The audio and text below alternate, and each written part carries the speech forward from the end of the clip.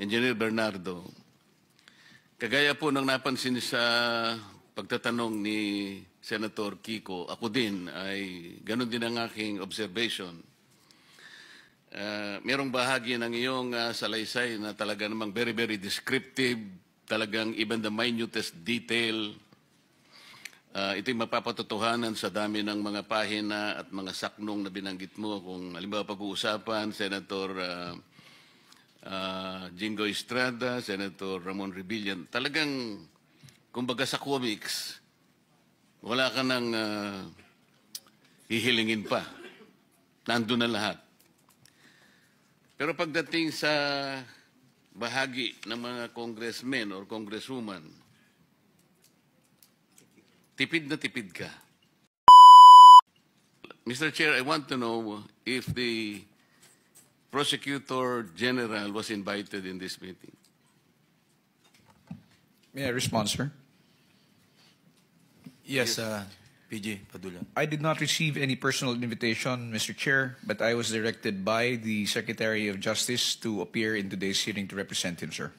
That is my problem, Mr. Chair. Ito po, nalilimitahan yung kakayahan ng committee ito na magpahayag ang mga respondents. Katulad nung tinatanong ni Senator Kiko, at yun gusto kong maitanong, bakit kinakailangan po na pigilan siya at some point on the things that he might be able to shed light to this committee? Ano ngayon kung halimbawa tamaan yung mga ibang tao sapagkat ito naman ay pagsasalaysay ng kanyang buong nalalaman? Ang totoo niyan, indicative na sa mga ibang pinagsasabi niya rito na gusto niya talaga. Gusto niyang ihayag ang buong katotohanan. Pero dahil ba sa he is a potential applicant to Witness Protection Program, Senator Marcoleta is recognized. Salamat, Mr. Chair. I was a little bit excited this morning, Mr. Chair, nung makita ko yung 7th public hearing dahil nakita ko dun sa witnesses and resource persons. Yung new invitees is Congressman Ferdinand Martin Romualdez Sr. Only to be disappointed na hindi ko po siya nakita ngayon. And I also note, Mr. Chair, na ginamit po niyong basis, yung sulat po sa inyo ni Speaker Faustino Bojidi. Mr. Chair, hindi ko po masyadong makuha ang ibig sabihin ni Speaker Boji ng ito ang ginamit nila na para hindi padaluhin ang mga miyembro ng House of Representatives, subjecting them to a simultaneous legislative inquiry on the identical subject could potentially prejudice the findings of the ICI. Pasensya na po, Mr. Chair, pero hindi ko po talaga maintindihan yun. How can the findings of the ICI be prejudiced by their presence here? As a matter of fact, kahit na identical pa ito, ang atin pong mandate is in aid of legislation, and the ICI, I don't know what is their mandate. So, hindi po siya siguro justification. As I said, I was excited, pero ngayon po, kasi mas maganda sana kung nandito siya. It could have been more substantial sana. Having said that, Mr. Chair, siguro, isang araw na-process na natin ito kung ano ang dapat gawin talaga sa mga invitees na to. More particularly, the members of the House of Representatives that were initially mentioned at some point in several testimonies of the respondents that were invited by this committee. May I now proceed, Mr. Chair, to Engineer Bernardo. Kagaya po ng napansin sa pagtatanong ni Senator Kiko, ako din ay ganun din ang aking observation. Merong bahagi ng iyong salaysay na talaga namang very, very descriptive, talagang even the minutest detail. Ito'y mapapatotohanan sa dami ng mga pahina at mga saknong na binanggit mo. Kung halimbawa pag-uusapan, Senator Jingo Estrada, Senator Ramon Rebillan, talagang, kumbaga sa comics, wala ka nang hihilingin pa. Nandun na lahat. Pero pagdating sa bahagi ng mga congressmen or congresswoman, tipid na tipid ka. Halimbawa, yung Congressman Saldico, wala ka man lang sinabi tungkol sa magkano ang hiningi, ilang projects ang napunta rito, ilang porsyento. Kung paano mo dinescribe yung mga naunang senador na binanggit mo, iniisip namin ni Senator Kiko na dapat ganun din sana. Sa ganung paraan, makikita mo talagang walang pinagtatakpan, malinaw, na ibahagi mo talaga yung nalalaman mo. Lalong-lalo na sa'yo, naintindihan ko sa tagal ng iyong paglilingkod sa DPWH, ikaw ay sagana na sa karamihan ng eksperyensya at pakikipag-ugnayan sa maraming tao, kaugnay ng iyong trabaho. Ito po, Mr. Chair, litaw na litaw, binanggit tatlong congressman and congresswomen dito.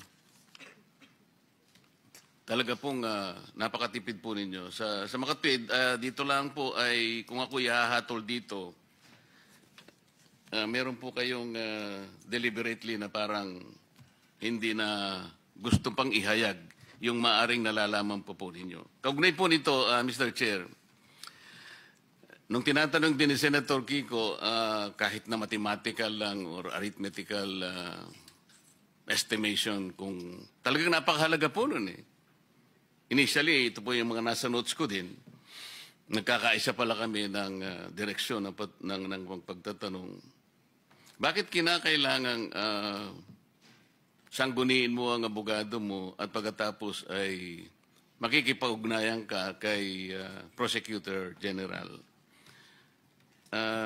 First of all, Mr. Chair, I want to know if the Prosecutor General was invited in this meeting. May I respond, sir? Yes, PG Padulan. I did not receive any personal invitation, Mr. Chair, but I was directed by the Secretary of Justice to appear in today's hearing to represent him, sir. That is my problem, Mr. Chair. Ito po, nalilimitahan yung kakayahan ng committee ito na magpahayag ang mga respondents.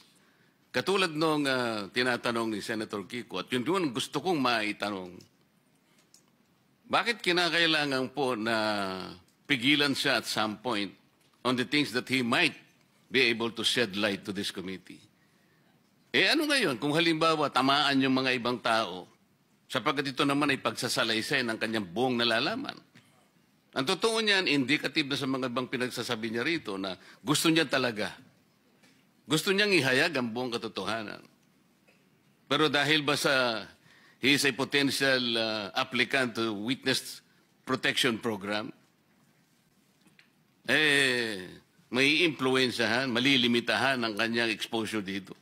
Ito po yung hindi ko maintindihan, Mr. Chair. Why is the Department of Justice at some point is interfering in the proceedings of this committee? This is something that we should probably process. Kung ganun pala yun, hindi malayang supplemental affidavit ito. This is questionable to the very least. Ang sabi mo rito, Engineer Bernardo, statements of facts applicable to all. Sa Tagalog, pagsasalaysay na applicable sa lahat. Tama. Hindi kita narinig. Sorry po, Mr. Chair. Yes po, Mr. Chair. Okay. Kung ito'y pagsasalaysay ng applicable sa lahat, katulad ng binabanggit mo sa paragraph 9, I can confirm based on my personal knowledge that in some form or another or in various extents, most proponents have their own designated contractors who will take on the projects for the former's benefit and advantage. Sometimes other proponents would request me to suggest contractors for them who are known to me or referred to me by friends and other personalities. These are situations that national and local elected politicians would request me to source projects for them. Di dapat ihayag mo rin lahat. The problem is there is a prosecutor general who is not very interested in prosecuting people. He's very selective, Mr. Chair. This is something that is objectionable. May I be allowed to respond, Mr. Chair? You may respond. Thank you, Mr. Chair. I take exception to the observation of the good senator that the Department of Justice is interfering in the investigation being conducted by the committee. In fact, Mr. Chair, whatever limitations there are to the testimonies of this witness who is present here is not something which is being dictated by the Department of Justice, but by law that is covered by Republic Act 6981, particularly Section 7 thereof. It is not our intention to restrict his testimony, as in fact, For he our said, education, kindly tell us what Section 7 is about. yes, Mr. Chair. Section 7 of RA 6981 clearly states confidentiality of proceedings. All proceedings involving application for admission into the program and the action taken thereon shall be confidential in nature. No information or documents or given or submitted in support thereof shall be released except upon written order of the department and of the proper court. Any person who violates the confidentiality of said proceedings shall upon conviction be punished with imprisonment of not less than 1 year, but not more than 6 years, and deprivation of the right to hold a public office or employment for a period of 5 years. How can that provision apply? Yes, Mr. Chair, we believe it will apply. How can it apply? Tinatanong lang ni Sec Kiko, ni Senator Kiko, tinatanong lang namin, magkano ba lahat? How does provision apply? Mr. Chair, any matter pertaining to the... No. I'm not talking about any matter. Senator Kiko and myself is only trying to extrapolate gaano ba kalawak, the magnitude of this whole thing, para magkaroon lang kami ng mental picture about this. To explain that, Mr. Chair, if I How may be can allowed. that provision apply? Why would you limit the witness from telling at least an idea of how much it is? Mr. Chair, in the earlier proceedings, the question asked by Senator Pangilinan was already addressed by this representation when we said that the witness may openly give a mathematical computation of what is based in the affidavit. There was no restriction given by the Department of Justice. I think that is on record, Mr. Chair. Okay, why are you intervening? Of the provisions of the law on confidentiality, sir. That is why it was referred to us. It was referred to us by the witness because he has The a matter of memorandum of giving us an agreement. estimate is a confidential matter? No, precisely, Mr. Chair. That is the reason why we had already acceded to the request of Senator Pangilinan. Mr. Chair, With the permission of Senator Just a Marcoleta. point of information for our colleagues. Yes, actually, I precisely pointed out that it's already a public document that was submitted to us, and all that Mr. Bernardo would do is to make a mathematical computation of, or an estimate, diba? A ballpark figure of the amounts that may have been, total amounts that may have been involved, based solely, no, and within the confines of the affidavit, and therefore I was satisfied. But yes, and the DOJ said they will submit. They have allowed, or they will be submitting, or they have agreed that Mr. Bernardo, their witness, will be submitting and address my request. may I continue, Mr. Chair? Mr. Chair, I'm surprised that an applicant to be processed under the WPP has the effect of limiting his testimony before this committee. This is a different matter altogether. Mr. Bernardo is being presented here. I think he was invited to shed light as the effect of limiting his testimony before this committee. This is a different matter altogether. Mr. Bernardo is being presented here. I think he was invited to shed light to the matters investigated in this committee. Whatever his used as a potential state witness. That is for the Department of the Justice to decide. Hindi dapat mag-conflict itong dalawang ito eh. Iyon lamang ang point doon, Mr. Chair. Parang ang nangyayari with the presence of the Prosecutor General here, parang nalilimita yung gusto naming malaman dito. Lahat ng itatanong namin, kinakailangan i-refer sa kanya. O parang ikaw ang director dito, hindi yung chairman. Ito yung parang inconsistent na nakikita ko. Let me continue, Mr. Chair. Engineer Bernardo, hindi lamang ikaw, kundi kahit na si Engineer Alcantara or even Bryce Hernandez and others, palaging binabanggit ang pangalan ni Saldico. Pati yung halaga ng pera, pati mga litrato ng pera na ito ibibigay kay Saldico, ito yung para kay Saldico. And for that matter, even the last witness presented before we adjourned, Orly Gutesa, connected also Saldico. Talagang maraming nagsasabi na talagay siya yung nasa center nito. And Gutesa did more. He connected the dots between Saldico and Martin Romualdez. Ang kinalulungkot ko dito, General Bernardo, napakatipid nung pagkakalahad mo ng salaysay tungkol kay Saldico. Samantalang kay Engineer Alcantara, magkano na yun? 5 billion ng projects. At tinanong ka pa nga ni Engineer Bernardo, mahusay bang kausap si Engineer Alcantara? Mahusay naman po. Ang sabi ng chairman, tinanong ka, ano ibig sabihin ng mahusay kang kausap? Madali ka at saka honest kang mag-deliver ng, yun, di ba ganun? Yes, Your Honor po.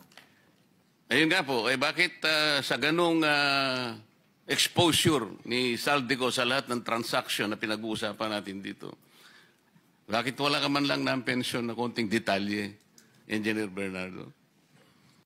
Mr. Chair, binanggit ko na po nung umpisa na wala po akong personal knowledge sa transaksyon nila. Sa totoo lamang po, sila po ang kausap ni Saldico. Hindi po ako tungkol sa proyekto. Wala po kaming pinag-usapan ni Saldico except for some projects po na pinapalo up lang nila for implementation.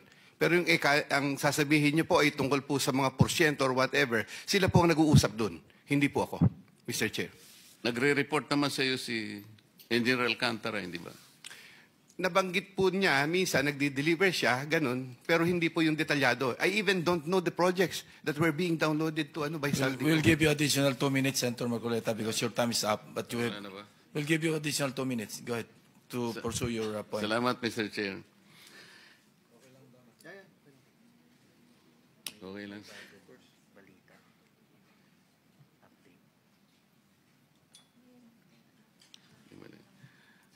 Engineer Bernardo, tungkol dun sa pagkakaiba ng mga coordinates, dahil sa kaya nagkaroon ng konting problema, yung sinubmit ni Yusek Cabral sa Pangulo na naging basihan ng sumbong sa Pangulo was based on MYPS application. Tama ba yun? Mr. Chair, as far as I can recall, meron pong MYPS na balita ko po noon. Yun po yung, Mr. Chair, may I remind the Honorable Committee that during the time that there was a submission of those reports, I was no longer active in the DPWH because I was then on leave before the submission, I think, or retired na po ako after that. So, hindi ko po masyadong, but I have talked to my people doon po dati, na nalaman ko po na MIPS po ang kanyang sinubmit sa Pangulo, doon po sa sumbong sa Pangulo. Yun lamang po ang binanggit sa akin. So, na-validate mo rin naman,